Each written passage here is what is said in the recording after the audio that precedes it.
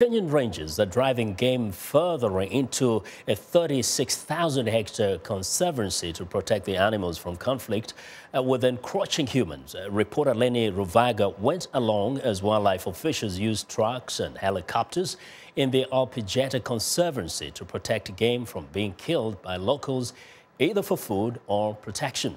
Here's his report.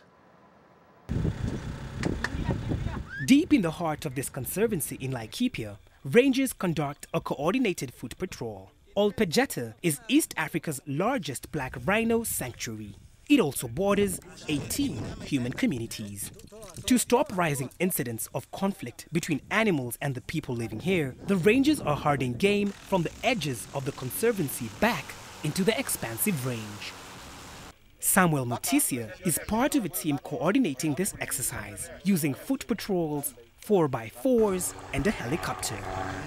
We conduct game drives in such places where, the fence is not high profile enough to prevent animals from getting into the communities.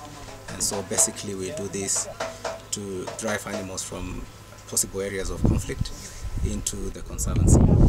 Surrounding local communities have been expanding into wildlife habitats. That means animals are displaced from their natural territory and end up looking for food in populated areas. As a result, locals lose crops, livestock, and sometimes their lives.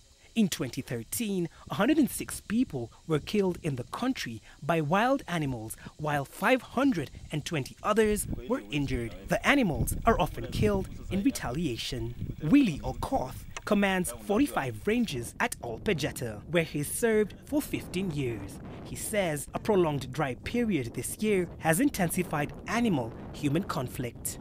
At the moment, there's drought and it's quite dry. This is the reason why the animals go off the conservancy and invade farms.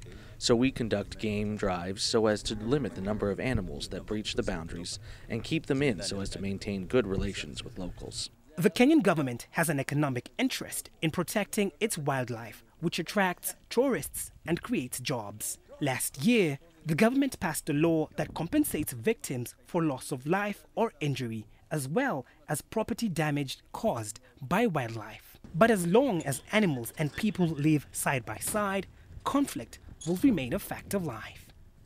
Lenny Ruvaga for VOA News, Laikipia, Kenya. We want to know what you think about Africa 54 and the stories we covered. Join the conversation on Facebook. The address is Africa 54. And check out our headlines 24/7 on voaafrica.com.